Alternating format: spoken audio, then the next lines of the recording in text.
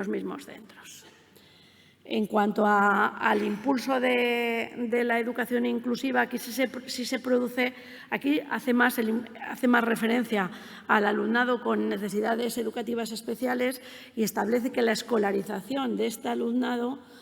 tenga ciertas garantías de continuidad, de progresión y de permanencia en los mismos centros. Y regula la participación de las familias. ¿Por qué? Porque ya son numerosas las comunidades e incluso el propio Estado que ha recibido denuncias de la Convención de los Derechos de la Discapacidad por obligar a escolarizar al alumnado en centros de educación especial. Por lo tanto, la LOMLOE lo único que regula es que para escolarizar a un alumno en un centro de educación especial las familias estén de acuerdo, porque al final lo que esto nos ha llevado, yo viví una en propia carne como inspectora, esto nos ha llevado a que si escolarizas a un alumno en un centro de educación especial en contra de la familia, al final los jueces te hagan devolver al alumno al centro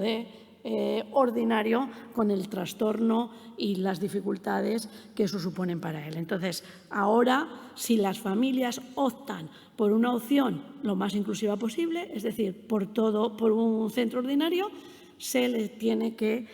respetar. Ahora, respetan manteniendo siempre las garantías mínimas, es decir, las administraciones educativas tendremos que facilitar los recursos y las medidas oportunas para que el alumnado esté correctamente escolarizado en el centro que solicite. Y hay una concepción distinta de lo de la discapacidad. Esto ya lo hemos debatido también esta mañana bastante, porque la LOMLOE, al igual que ya yo creo que en eso ya se había avanzado con los decretos de inclusión de muchas comunidades autónomas, lo que explicita es que no hay que centrarse en la discapacidad como tal, por el mero hecho de tener una discapacidad, sino que lo que hay que centrarse es en las barreras que esa persona tiene y que le impiden acceder al aprendizaje. Y, por tanto, pone la mirada más en las barreras que deben eliminarse que no en la propia discapacidad. Hay un compromiso y es que en 10 años se tiene que establecer por mandato y por acuerdo con la Convención también sobre los derechos de las personas con discapacidad, se tiene que hacer un plan de educación inclusiva, que es lo que más revuelo, como si dijéramos, ha supuesto de la norma, porque se ha entendido como que ese plan va a cerrar los centros de educación especial. No pone en ningún sitio de la ley, os lo puedo garantizar, y cuando la veáis lo podéis ver, en ningún sitio de la ley pone que los centros de educación especial vayan a ser cerrados. Es decir, como contrapeso, eso sí, sí que pone que la educación tiene que ser, siempre que se pueda, lo más inclusiva posible. Por lo que estoy diciendo, porque ya tenemos bastante denuncias. La educación inclusiva, incluso la Convención lo que dice es que tiene que ser para todos. Pero los centros de educación especial seguirán abiertos para el alumnado que lo necesite, pero además actuarán como centros de referencia y apoyo para los centros ordinarios. Que esto en algunas comunidades autónomas ya se viene haciendo y ya se viene funcionando de esta manera. ¿Qué otros planes tiene? Pues yo creo que habilita al Gobierno a establecer la normativa básica de desarrollo de la ley y, por tanto, yo creo que ha sido una tarea fundamental dentro de este desarrollo para nosotros el tratar de haber hecho, esperemos que hayamos acertado, lo mejor posible los reales decretos de enseñanzas mínimas, pero hay muchas más cosas que quedan por desarrollar dentro del marco de la ley, porque hay aspectos que se tienen que modificar parcialmente o hay aspectos que tienen que ser, por los currículos, por ejemplo, bueno, no los currículos, las enseñanzas mínimas han sido revisadas por completo, hay otras cosas, por ejemplo, las especialidades de los docentes, pues a lo mejor, lo único que hay que tocar aquellas especialidades que tienen que ver con las materias que se crean nuevas. Las demás ya se revisarán una vez que entremos en el debate y en el desarrollo de todas las medidas necesarias para mejorar la profesión docente, pero ahora no es el momento. La LOMLOE establece un calendario que este calendario, como si dijéramos, ha dado un poco lugar a ciertas confusiones. ¿Por qué? Porque la ley entró en vigor el 20 de enero de 2021 y ya entraron todos los factores que afectan a la participación, a las competencias del Consejo Escolar, a los claustros, a la elección de directores, tal. Pero claro, añade, en el año 21 y 22 entrarán en vigor la evaluación, la promoción, la titulación y las condiciones de acceso a las diferentes enseñanzas. Por tanto, ha habido como que anticipar la evaluación, o sea, el Real Decreto de Evaluación del Alumnado, porque lo lógico es que la evaluación hubiera ido más vinculada, o sea, de hecho ese Real Decreto tiene vigor este año, está en vigor este año y tendrá vigor al año que viene para los cursos pares, porque en los impares ya entrará lo regulado en cada uno de los Reales Decretos. Y posteriormente, lo que ya digo, en septiembre, entrarán en vigor las modificaciones introducidas en el currículo, la organización, los objetivos de todos los cursos impares de primaria, secundaria y bachillerato. Infantil entra completa, nunca se hace, es una etapa que nunca se divide por niveles. Y en el curso 23-24 todas las modificaciones entrarán en los cursos pares y, por tanto, igual en la educación primaria, en la ESO y en el bachillerato. Además, pues tenemos que, como ya he dicho, trabajar en la extensión del primer ciclo de educación infantil, trabajar en los centros ordinarios para que mejoren sus condiciones de inclusión. Había un compromiso que en un año el Gobierno tenía que presentar alguna propuesta que regulara la formación inicial, la formación permanente, el acceso y el desarrollo profesional docente. Hemos presentado las 24 medidas para la mejora de la reforma de la profesión docente para que antes de desarrollarlo sea un documento consensuado y evaluado por parte de toda la comunidad educativa. Hay un plan de incremento del gasto público, de llegar a un mínimo por lo menos del 5% del Producto Interior Bruto. Se va a hacer también, sabéis que aparte de la LOMLOE se ha hecho una ley de formación profesional, yo creo que van a venir a contárosla posteriormente o os lo han venido a contar, y también se está trabajando en una nueva regulación de las enseñanzas artísticas superiores y otro de los mandatos que nos recomienda la LOMLOE es la revisión de las cuantías de los diferentes módulos de concierto. En general, y ya por terminar, yo creo que ya he hablado de estos aspectos más destacables. Yo creo que refuerza la participación de la comunidad educativa en el Gobierno y en la gestión de los centros educativos, han cambiado las funciones de los consejos escolares, aumenta el valor de la autonomía de los centros, porque yo creo que es fundamental que los centros amplíen su margen de autonomía y, como ya os he dicho, los centros podrán decidir, de acuerdo con las administraciones educativas, una parte de su horario escolar. Y yo lo dejo aquí hasta que luego hagáis las preguntas que consideréis oportunas y doy la palabra a Lucio Calleja.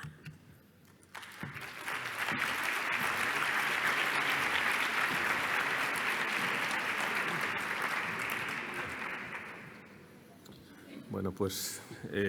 buenas tardes. Yo voy a continuar con la exposición, hablando en este caso de la parte que más conozco, porque es un poco lo que ha dedicado el último año y pico de mi vida, básicamente, que ha sido todo el trabajo de desarrollo de la estructura del sistema educativo en cuanto a lo que supone la ordenación de las diferentes etapas y específicamente la concreción de los currículos de las áreas y materias que conforman las mismas. El objeto de mi presentación fundamentalmente va en la línea de tratar de explicaros cuál ha sido el planteamiento, cuál ha sido el punto de vista del Ministerio en cuanto a esta propuesta curricular y a esta propuesta de ordenación, para que entendáis cómo se ha planteado, porque la letra está escrita y bueno, pues simplemente es leerla para entenderla, pero creo que es importante que se entienda cuál ha sido el planteamiento que desde el Ministerio se ha adoptado para llegar al objetivo final, que ha sido la publicación de los Reales Decretos que todos conocéis ya. Bueno, en el inicio del trabajo que se desarrolló para llegar, como digo, a la conclusión a la que hemos llegado, lo primero que planteamos en el equipo de trabajo fue hacer un análisis de cuál era la situación en la que nos encontrábamos, es decir, cuáles eran las características de los currículos que se estaban impartiendo y que de hecho se siguen impartiendo todavía durante este curso, ver cuáles podían ser aquellas debilidades o deficiencias que entendíamos que estos tenían, para a partir de ese primer análisis ir tomando medidas con la intención de avanzar en la mejora de los mismos. Entre esas debilidades que se planteaban y que rápido se pusieron de manifiesto en ese primer análisis, pues están un poco las que veis ahí. En primer lugar, entendíamos que los currículos tenían una elevada extensión de contenidos. Eso era algo casi admitido por todo el mundo. La extremada extensión y la sobrecarga conceptual que tenían los currículos. Esa estructura excesivamente rígida que los currículos presentaban, que llevaba también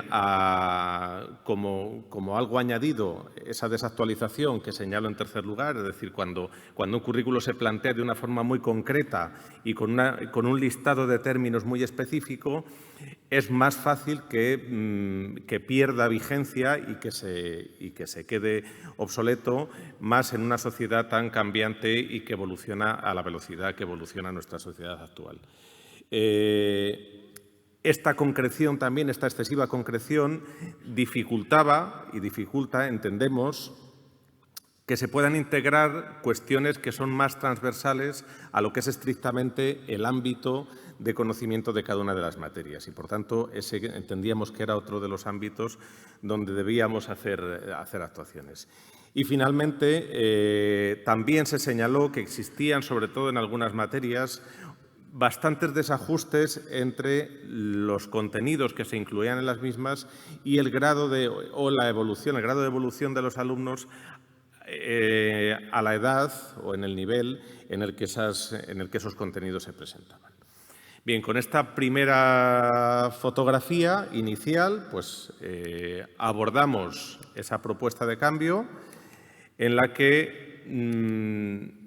entendimos que los cambios más importantes, los cambios más deseables que queríamos plasmar en ese nuevo desarrollo curricular eran los que veis ahí. En primer lugar, plantearnos una nueva estructura de currículo que pasara más de una tradición enciclopedista a un modelo más competencial, que es al final hacia donde se ha ido. En segundo lugar, tratar de ajustar esos elementos que se van a trabajar desde las diferentes áreas y materias un poco al nivel de desarrollo de las edades de los alumnos, tratando también de garantizar un poco, haciendo mío todo lo que ha sido la presentación de la directora general, tratando de garantizar, como digo, la equidad como elemento fundamental del sistema, que es lo que incorporo ahí en tercer lugar. Entendemos que la equidad tiene que ser un principio fundamental de cualquier sistema educativo que se precie, sobre todo cuando estamos pensando que la gran mayoría de los años para los que estamos regulando son años de permanencia obligatoria en las aulas. Y, por último, dotar al currículo de un carácter esencial. Es decir, entender primero que nosotros estábamos y hemos desarrollado reales decretos de enseñanzas mínimas y teniendo también en cuenta que habíamos hablado de que los currículos eran especialmente extensos, llegamos a la conclusión de que lo importante era que los currículos contuvieran aquello que entendamos como aprendizajes esenciales, es decir, aquello que el alumno necesita saber de manera imprescindible para poder crecer y evolucionar como ciudadano y responder a los retos que el siglo XXI le va a plantear. Bien, quiero hacer referencia al artículo 6.2 de la LOE porque digamos que asienta un poco, primero, la importancia del elemento del currículo como un elemento fundamental en el desarrollo del sistema educativo y, en segundo lugar, el entender que el currículo ha de ser una herramienta básica y útil tanto para los docentes como para los alumnos en su proceso de aprendizaje. El artículo 6.2 de la LOE nos dice que el currículo irá orientado a facilitar el desarrollo educativo de los alumnos y alumnas, garantizando una formación integral, es decir, tenemos que asegurar que el alumno es formado en todos los ámbitos del conocimiento y del desarrollo personal, contribuyendo al pleno desarrollo de su personalidad y preparándoles para el ejercicio pleno de los derechos humanos de una ciudadanía activa y democrática en la sociedad actual. Y señalo además que en ningún caso el currículo podrá suponer una barrera que genere abandono escolar o impida el acceso y disfrute del derecho a la educación. Creo que esto es algo muy importante y que hemos tratado de tener en consideración a la hora de trabajar en los currículos, y creo que las administraciones educativas, en lo que son sus desarrollos de los decretos, deberían también tener absolutamente presente que el currículo tiene que ser una herramienta de ayuda y no un elemento que entorpezca o que ponga palos en las ruedas del aprendizaje. Bueno, el currículo se basa, como también comentaba la directora general anteriormente, en 5 enfoques fundamentales que ya la LOE señala en su preámbulo. Algunos de ellos no presentes hasta este momento en las leyes orgánicas que han regulado nuestros sistemas educativos, otros de ellos sí que eran presentes, pero que no por ello no entendíamos o no entendemos que han de ser señalados con especial importancia y remarcados en su presencia en las diferentes áreas y materias que hemos desarrollado. En ese sentido, pues la presencia de los derechos de la infancia, la presencia, impregnando un poco todos los ámbitos del currículo, de esa educación en la igualdad de género y la coeducación, las garantías de éxito, es decir, la transversalidad del currículo que asegura las garantías de éxito de todo el alumnado, y después hacer presentes tanto los objetivos de desarrollo sostenible, algo que entendemos fundamental, ya no solo en el aprendizaje de los alumnos, sino en nuestra propia existencia como ciudadanos en el mundo. Es decir, no podemos no entender que nuestra actuación en el mundo puede asegurar o no nuestra pervivencia a futuro. Y, por otro lado, está también el desarrollo digital como un elemento imprescindible, cuestión que ha sido puesta más que de manifiesto, por suerte o por desgracia, en estos años que hemos tenido que vivir en el ámbito de la pandemia que nos ha tocado soportar. Bien, con estos 5 enfoques lo que pretendemos conseguir es un sistema que, como ya sabéis, trata de garantizar como principios esenciales la equidad, la calidad y la inclusión. Y para ello siempre hemos considerado que la mejor manera de responder a este modelo es hacerlo a través de un aprendizaje competencial y de carácter personalizado, precisamente por lo que decíamos antes, porque la equidad, porque la atención a la diferencia y a la diversidad no ha de entenderse exclusivamente pensando en aquellos alumnos que están, digamos, entre comillas, etiquetados, sino que ha de entenderse en el hecho y en el sentido amplio de que cada alumno, cada persona que tenemos delante en el aula, responde a unas necesidades y tiene unas características que son únicas y probablemente irrepetibles, y tiene absolutamente derecho a ser atendido en las mejores condiciones. Bien, el modelo nuestro trata de responder a la realidad de nuestro sistema, a la realidad de nuestra sociedad, pero trata también de alinearse con el entorno europeo en el que España se encuentra inmersa. Lógicamente, somos un país de la Unión Europea.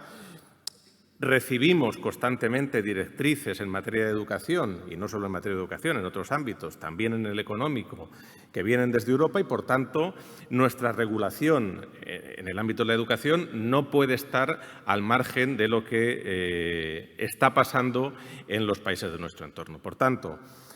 En esa definición del modelo competencial se ha tenido, como no podía ser de otra manera, en consideración las 8 competencias que son definidas por las recomendaciones del Consejo de Europa de 2018, que son en esencia básicamente las mismas que ya se definieron en 2006 y que aparecieron,